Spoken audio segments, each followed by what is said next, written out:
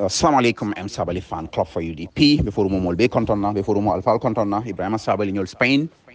ML Diba, ba bolon singate ba jombul dafe almame jayte ñol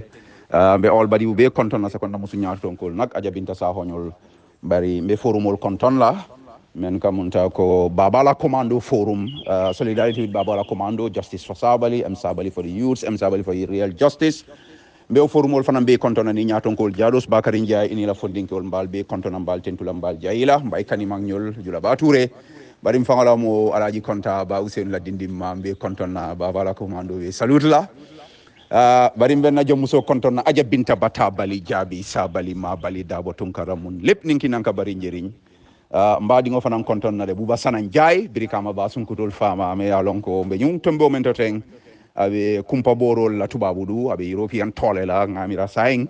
abe france ni germany le tema jikita kabe futala banku dolto ali na dindi ngo benta fang germany bay babu me yalon ko donki la balem fang la dindi ngo lem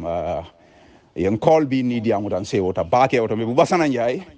mba kontonna bari mbe ma fana kontonna alaji seni Sabaly malon sanga al hal to katu malla fitaro sidare ngamirambe domoro sanjanol to afan amba fang enjoy la je o kola badingol men be kerim banko kan aliyalon ne adama baronak akamunta ko saing apisal talde ngaje kenya sifalla ngalon ne ko dal kuwolbe damen duno kuliyata le saing ya ga menna jumala ko boto kuliyata adama baro falin kande ngam yalon foloto ni ko fengol da jawyata ka foko ha duniya belen say ngam ya ka be fengol da talala de ngaye abe teri kutol nyini la ngala ko ba jumala ko pol mu manja ko leti bari ngam moje fondinke o men ka fan kuma di karannala abe kuma kuntan jamal fokan social media nkonte nyin jabila mbatu nganya ka sinyinna katu bala fa warta bake democracy e ka fo me protest banku dingol la ñantolen wati ka finti ka balambaya tandi ke la nisulol tandi wobe démocratie la sartol konole katu démocratie menu la mironata ya lonne ko menu se tarano ñaato e se tapale ya kenole e se kuru ya kenole e se mansaya e sembo men dila e sa tanole pour ka bataro fasa wala na protest dunta démocratie kono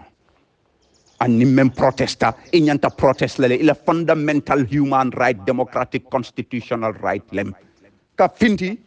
kayro kono tankungo kono ka finti ka balambaya tandi ke la ni sulol tandi nte ko démocratie la right di mol la ni meya ke inyanta kelale nte buka dunga ko kono nak follow alna ko mola moy de follow man dunga kono follow bari menu lafta kela ngalo ne ko banku din kendo lem menu balanta protest kela ila banku din kende am ila banku di yamam for protest la altati ase keno fam menu lafta ka protest wala banku di ya se forno ntol doluti ntolu nte fango mi alon ko man la fika protest ka ase keno wala banku la ko a jarte yele ka tambi a jartante nyamen ha woto men we protest kan mo manyane nenna mo manyane kajafira ila nyantole katu kutili mbalol men be keri nyim banko kan a jarta pour mo e protest ke dindingol mo dinding tawrawla nim fenke fa broad daylight ni pare hadi sem man sakunda meyew ñin dindingol fa bi ni ko jan dundung so may ko jan dandang tapale yal ke public procurement contract solto ni contract ko ñanta kala million tanna ye contract ko ke million tallulu tannano aliya talantala ñotema ñin kere man sakunda kurungwe be wala ñim banko kan security port da banku dingol ila banko kan ye namo jo airport air ticket auto ye security fee jo air ticket auto inata ko tenke ni be dunna dollar muang ni be fintila dollar muang ni mo fintita ka protest ko nyanta kelale musul bi fakan tingoto l'hôpital man senea borul man soto docteur samatina la ministre ye auditor general ko tapale ame ko coronavirus ko siata million kemeti ni membe o banko kay ko be protest kele nyanta kelale la nyantolem is your democratic right ablay sa nyantante bankoti adama baro tante bankoti constitutional leos ibela symbole di la ni dawda diallo o ministre kurungo constitution o me o symbole di la pour yo place ol muta o constitution ke ngol symbole di Gambia di ngol pour yefinte protest so ni mo fintite ka foko o mol men lafta protest lay ka wollen nang ike doya ike hadani ime fallong ime foku mo long imanke banku din kendeti bari yaro nak membe keri nyim banko kan amante tereng bake membe keri nyim banko kan amante tereng ha alqur'ano aya ko wolbe fasarre ma farratna fil kitabi min shay ha membe keri nyim banko kan ntenga lonne ko amante tereng nga ko wol sutel ha katu ni tara suratul mulk suratul naml ala ya foje ako innal muluka idha dakhalu qaryatan afsaduha wa ja'alu a'izzata ahliha adillatan wa kadhalika yaf'alun wo taman sero min ya alquran o faham ibaje la nyim banko kan ha menu manke fenki e manke fenkiranti wolle lafti fankela mo kendolti wolle lafti famfise andi la molti nyim banko kan ha amanke kuti me ya lonko ayen tol tereng barama jakali fana ali nga si drongam fankoro sikoke ngabulaw alquran kilingola ya maronoma damento ala ba fulanye wala kad katabna fi zaburi min dhikr min ba'di wala kad katabna fi zaburi min ba'di dhikri anna al-arda yarithuha ibadi as-salihin anna al-arda yarithuha ibadi as-salihun ha alako ala nyim banko ako aya safe kitabul to men tambita ko ala tala banko mo kendol ala jon kendol wolle ba ketal adu wote bayla muk woton tol sesi ngam fankorosi ngal lamoy lonnal la nyim banko mon fo lonnala de adi kay ya marle de fonkal lamoy le bang wolem nyinin karoti foy kam même fonka faham le bang wala nyinin karoti kato kumol men ka fo mimbarol to radio to conference to ninkal lamoy ala bake ninka moy fanan ika menu fo tumando babe beddete konon te tarla kono bi ha ni sheho benta conference dula ya topic okay Islam and citizenship lati ha adiamuta ayo menna wala nyin ayo men tambita ngamen fo anata suji aya dula ya dati menna fang ako alam yani lil ladina amanu an takhsha qulubuhum li dhikrillahi wa ma nazala min al haqq ha fo wato man sibang fonse mira alala fosi wosen sondo mo foyandi banga yen sondo mo falin katu wala benna al halul falin na fanam bang ho kan katu Allah subhanahu wa ta'ala ay memfo wote bayla ala lahido ata bayla ha bari ala kitabo nak nta petin nanode ha ka dolu jibe nga son dolla nga dolu tije complete booklet onas manual television o meyade da ay kitabo di lay ba tamani la ni koy be ñin dole tala ye do tuje television o te wokla ha barate ala atele ko nyeko inna allaha la yughayyiru ma biqaumin hatta yughayyiru ma bi anfusihim nimman falindaji koluto nke nyaluto nke baroluto na alhalul ate falinna ha fonse falin o ke dron fonse lamoy doron fonse ya marlal londi tiol ma fa Mamodou Sabaly men ka wuri jande ha ka kumol fo me ya lon ko ma lon ka alquran aya kilinta iko ka kawando ke wala imalo munat na jita ima fasaro fango lon ka hadisol ta kata online ka hadis kilim fulata iko be kawando la mo fo de man tol si fal fo de bar lonnal be nyim banko kanne meni alquran o lon i hadiso lon e sunno lon ala yeso hikmala ha ngalla moy walla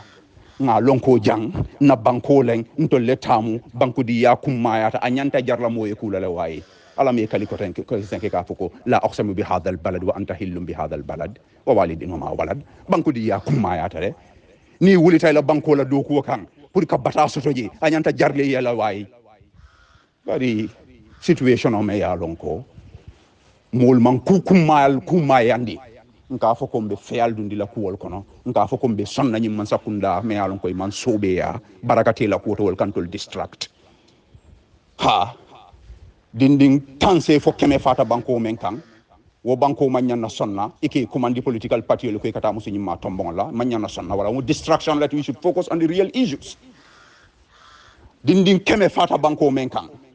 ibe nyapping man sakunda be banko dingol nyapping kan na airport ka dollar muang bulebul busi bulu ni be dunne be fintela banko me ya lonko ila ministre me marra funding ke wala ay dalasi wuli ke mol leta ya sunya di ala musola ka eta pela tuba budu o banko nyanta hajo sotolale nyanta miro sotolale même manke distraction ti bari hani diamo siata dama ha nga sabari nga do man do nga hakiloto opposition yani hakiltu man nade ni aje jim banko falinta bi nga démocratie ni rights dol soto alaji Ousseynou Daboñol alaji Keme Sen Jammeñol mfama lambarong ñol tala lamin dambun diba ani ñol menu bante kon alamani manin kafarkele ha bari muso nogo en jayñol fat camarañol wolle sonta pour ye bata wolle banko jarte pour yelo e bon ye sorong ini la dimbali e tala yetara ni ku yakono yetara foire yakono wo sacrifice ni alfa ya ken tol nyanta sonna wo sacrifice kala men siata woti bari ko fondin ko e men fonye Facebook kuno nan ranjele tara ko Mamodou Sabaly be batala de ni ngabanko mol ni be kelo kele e bulu kilingo e be kelo kala walla pour ka tonyer la ni mansa kunda kele e buludo e kam menu fongo mako e ni wolle be kele la wala to nyati indiamo hanga domando manga hakilo to tan ninteng alkamune sila Gambia fondin kelo alkamune sila hani nyin diamu ndingo men wulita ko court case mo ka fonyi ko ha sai be de la Canada ambe del ten de la mbawulenke mbe diamu la de in fact yalonte wiko kono audio kilim fulan ka wala ke ni akasabi wala se keno jannen December se audio se le keno wara tang sa audio kemembe wala ke la jannen December ni tia fato te tayla je mbe diamu lale man sa kunda be kuriya menna mba folale mbe expose lale mbe Gambia digol kunindi lale mba tandile lako balambaya protest demonstration ila nyantole mbe Gambia dingol karandi la kudo le ka fo may civil disobedience katabo londiti wala kitabo to ka fo may Henry David Thoreau America la philosopher mbe fondinke wol karandi la wala fana nyim banko kanne Adama Barrow ta fala ko anin Ale Momar Ndiaye yenna carte o sunya ye molla mandate sunya ye siwo kan katapale yake kanna ko do sunya ka fondinke wol take tonye ka mol sorong me alon koy mam penke ka mol sembentu ya me alon koy be batarole kan nte sonnala jang mba ko kele la fo nga dang inshallah an ngalo ne ko na diata la mbe gagnela wolo nga kachake ni lutu kanke ala homosexuality me alon ko barona la man sakunda inin tubabu nga intelligence soto kunu mo ya fanye abi do ko wala ñing international organizations le ko Gambia man sakunda inin tubabol be kacha kanne ibe son kanne doman iba ke kan fero kono pour lutu kanke ya homosexuality isa dandi na loi mara bukol to ise lutu kanke woli se sembo di la e nyanto di la pour ye nyanda nyim banko kan ata man sero ko Paradise TV wala tata homosexual lutu kanke wol interview ka banko mul doya ka banko mul hadani batilan bataro kan musu fe am kan ko anon ko fi gan sur wale men fole men na man keke jang jumala samana luntango di Adama Barrow ya jamela wato lutu kan kewol man hani ka fo jang hani hek ni aje bita television to ke la nying nonsense ko mol fo man sakunda me be siri nja wolle hanyendi Gambia nak ko nga faale nyamen nga ya maro soto from tubabu dum bari muso kamul hakili maya kamul hakili bulandi na dimbayal ngang hakilo tuito karam moto nse korosiro ken na dindungol kam kitab si fa le karang katu ngalon ko barona hala nyin keren ka fo mul men ya lon ko dobe dawda e sata ase keno tubabol bina be la fle sondila lutu kanke ya ka dundi na karambungol to karambunto dindingol la bukol ka tanila ko nyimu kule de men ya lon ko tanati ji abete atal ibe o fero kelale bari Kenya ngata man se rosoto je movie nyin fimol men ka dun Kenya etol ka jibele ni lutu kanke ya ni ake je roto son of movie jibe o banko kan Gambian tol ko mum misilme banko lati ali ngang hakiloto na dindingol ni telefonol na dindingol ni YouTube na dindingol ni social media nse bule no mangaji be kamune jibe ngatandi na dindingol la ko fenyima domordima sabatilla nyima adata na dino kono e sanyi ni bar halalo kan akanati ne fantinya yera dino tinya katumbe jallunta yalla nkata damen wotelem sabatilla ti me yalon ko be tarla jele abadan nga dino le soto nga yale soto nse o muta nga mara nganna diningol kulu dino kan kila sallallahu alaihi wasallam dafe ngote je men darajatati men barakatati me tawfiq sotati ay munetu jam fay kordale tu jambang fay motole tu jambang fay sanole tu jambang bara daji ko le deda a fonketa daji ko la example de wa innaka la ala khulqin azim ala ya jamu walla wa ma fay ko mu fentiolti wara sanole be bulu wara darajata wara farman satale akaye daji ko ndol kon ka wala no Muhammad sallallahu alaihi wasallam nsem fandeda ngam kilotum fangolto bari jikita ko asake non tol kanatale na alfa kendol men tambi dambe duale fo ala se yam foni ne mon kisoke yeddo ko kendo menke kana banko deda kana banko seneyandi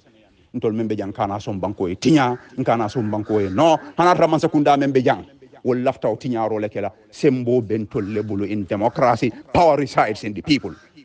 Ntolle tamu bankoti sembo bentolle bulu nse banko tamandi nga banko seneyandi nga balang nkana song muk pour tiñaro anin kuñe undingo anin dino kelo ay yirwani banko nkana so wala hali ngam bawulenke ngam bankana so delal badi Mamodou Sabaly belam ral be kontonna bal senturam bal jayila assalamu alaikum wa rahmatullah. Assalamu alaikum coalition of progressive Gambians ngal be konton al tol anal konton senwala milbe banko kanjang anin banko e bantala bi arjumalungo Novemba karotil nani al nal badi mala la piaro la min bojang mbafal be dron assalamu alaikum wa rahmatullah juma mubarak mbadi Gambian kolu milbe jang al milbe banko e bantala coalition of progressive Gambia ka fo mi yalongo wala lota kama sekunda kontibo anin kama sekunda tonton kaje ko ila kawlo ikamin fo banku dungoli ye ning ibe plaso nyin lambulu yello ka wola hidol timmande ini banku dungol tema wala sabu nyin ka folota onko pourka na maral mol min ya lonko ngemara ni plaso la ke kontibo kula min ya lonko banku dungol ye saswalla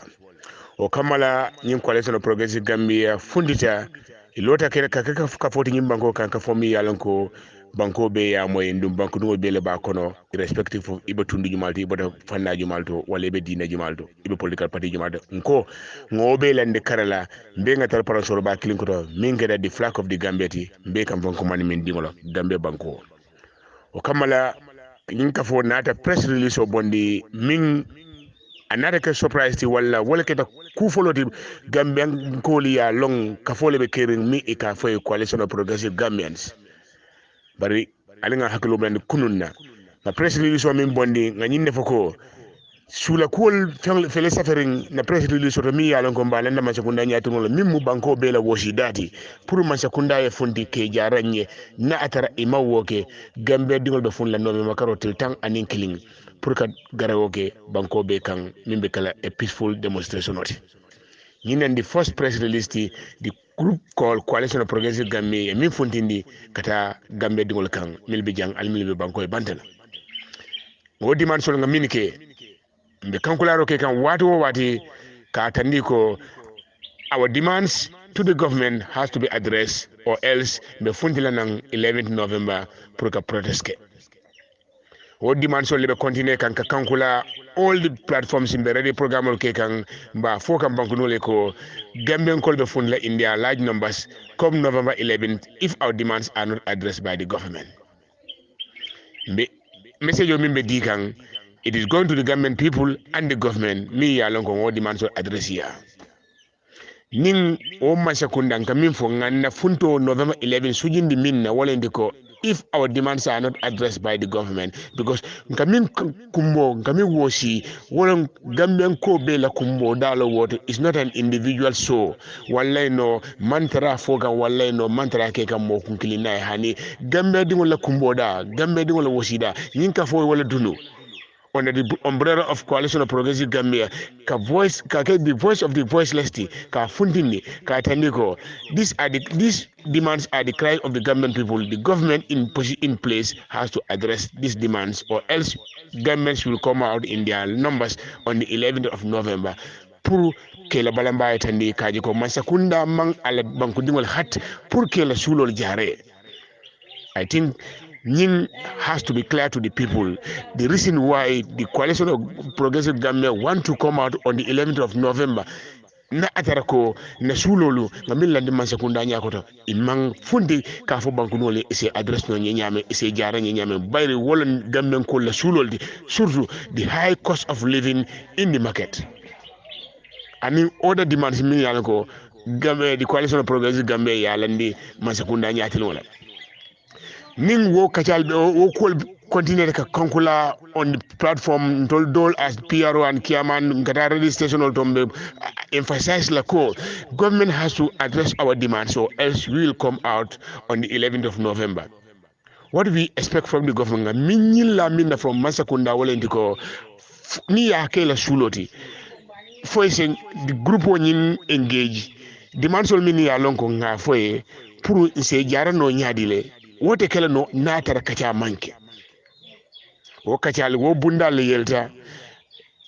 Mansakunda ning nying kafole executive tema. This thing has to be clear to the people because nibe mol dun la ko kono fo ya senani mol la anim mini asabu fanang iba foka mole ninyi manka nyinyanda kelale. Biden ko Mansakunda nyanda fundlale ya Gambian ko la kumbo the demands of the Gambian people based on the coalition of progressive Gambia min landi Mansakunda nyako has to be addressed.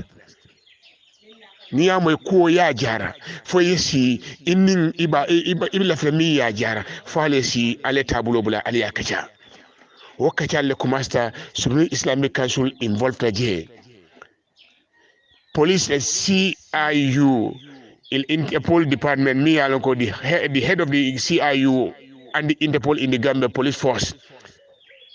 Palu Jawara or executive command the police headquarters almost 2-3 times in Kakacha. But in the meantime, the as an executive one indico, government has to address the demands of the coalition of progressive Gambia, but not the coalition of progressive Gambia, the demands of the Gambian people, because coalition of progressive Gambia on behalf of the Gambian people.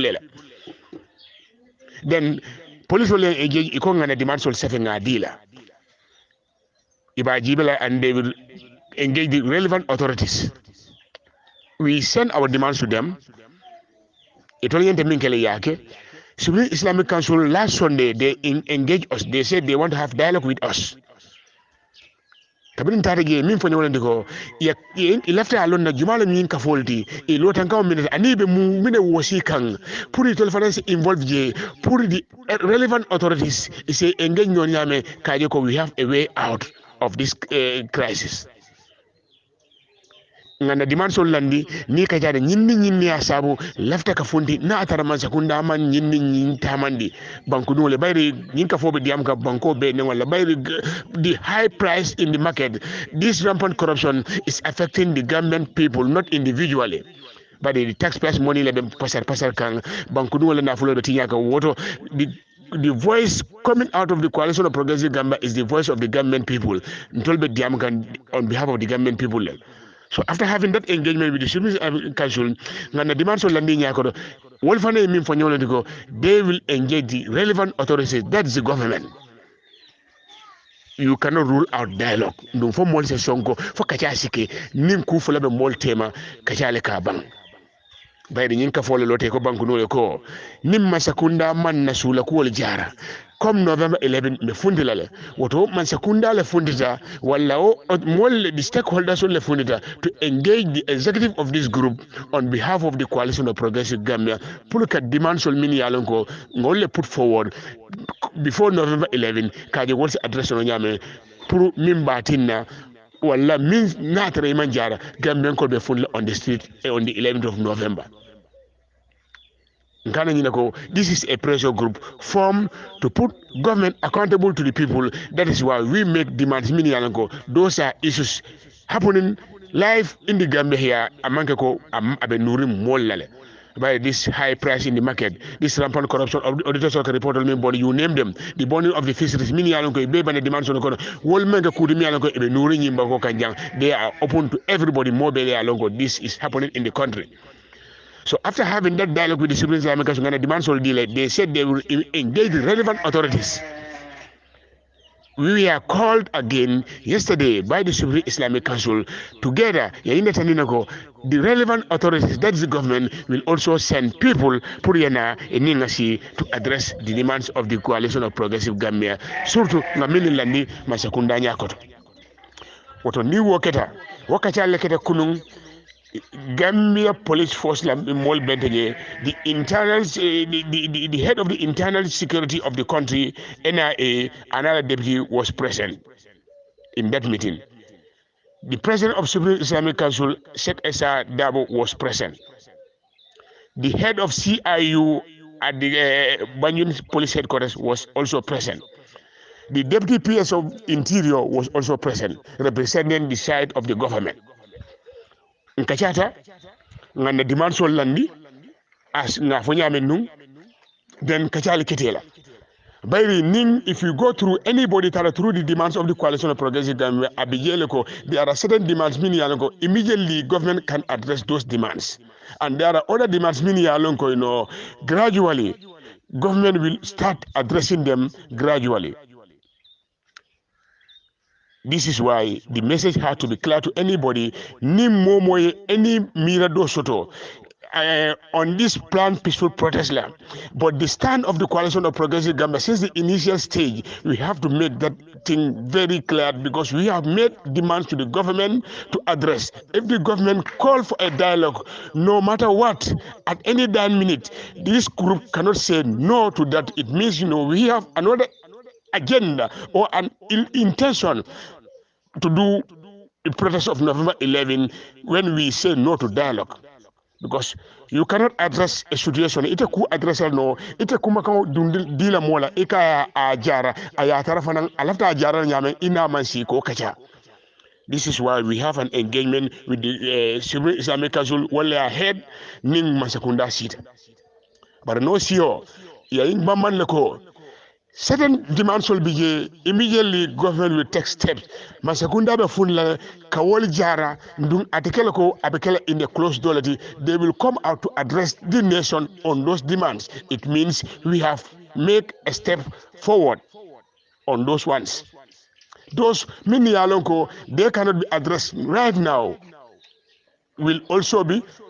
looked into and then address as we go, and the negotiation will continue.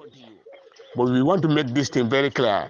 The coalition of progressive Gambia Mallo to say we will come out to protest by and force no matter what. Hence we put demands to the government. If they engage us in dialogue, we cannot say no, and we will never say no to dialogue because we all want a solution to the problem. That is the demands that we make. If government say they want to address and they will address it,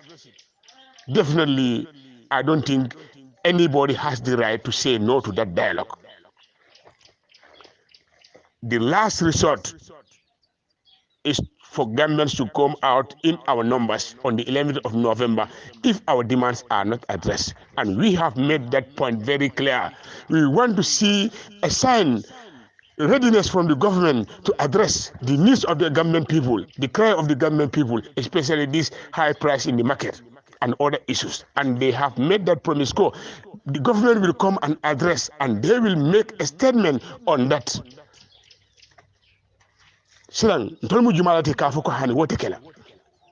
People have to understand, and we want to make our mission clear to people. Sula kuala mini ya lon ko nge landing ko man sekunda nyante jarale banko diwali o man sekunda le engagement o ke through Islamic Council and the police department sita ko ko kacha mini man sekunda represent at that meeting of yesterday at the Civil Islamic Council. They have made it very clear to us, and we have agreed government will come out to address issues mini ya lon ko wole race. Our peaceful planned protest will go ahead if our demands are not made. We have made that clear to the government, and we want anybody on this platform to know that the planned peaceful protest of November 11 has not been cancelled yet. Hence, dialogue le yeleta nima sekunda tema iko ibene demands are addressed, and they will come out. Then we all have to be patient and have respect for the executive. Mini yalonko ibenyim kafo lead kang wole be tani nala information o dialla based on the peaceful plan protest. I keep on emphasizing this. Anything pertaining to the 11 November protest will come from the executive. That executive wole be kafo nyaton kaya kan ni e mol nyaton kaya fengo fembi yenda senela molal. But let people don't have any ill intention. Wallahi no kamira do so the kaje ko government has sit until this damn minute. They are now trying to engage us. We should say no to that. Then we have another agenda to come out in November, but not the demand that we put to the government put a address. We want to make this thing very clear to anybody. Me Alongo, you are following, or you are part and parcel, or you are planning to come out in November. Please listen to any information you left us. Please listen to the executive. Anything pertaining to the November 11 protest will come from the executive body of this coalition of Progressive Gambia. We want every citizen to understand and respect that very well. We open a dialogue. Government open a dialogue between us and them. because we made demands and they said they will address and the dialogue will continue. Then we have to wait for that. Anything BJ, please let us all be patient. It's the Gambia we all have, and it's the Gambia Mbeka Mfankumani Mindiola. Woto wala sini samo nyende kele banku do beka sulolati bari nyinka fola lotankao wala indiko na safaro la katama sekunda kan nimma sekunda mo na usula ko jara the peaceful plan protest of November 11 abe lorinne amam bay bari be nyimba mala banku no ko dialogue be kerine banko masakunda nyinka fola executive tema before November 11 be sile any development mean not a fountain of water will let the public know. So let us all be patient. Please, we don't have anything against the government, and we want to make this thing very clear. We don't have any agenda. The last resort will be demonstration. Demonstration is not our priority. We will come out to demonstrate. Based on what? Based on what? This is why we come out with demands put to the government, and engagement was started from the government. No matter late it is, people have to understand this. No matter, we have made a demand to the government, and if government is now ready to engage us, should we say no? Now, but the stand of the coalition of progressive Gambia has to be clear to the people. We want to make this message very clear. Allah barka. Badi mala la PRO lam bojang audio jam fata bala sahe ko boy nije. Allah barka.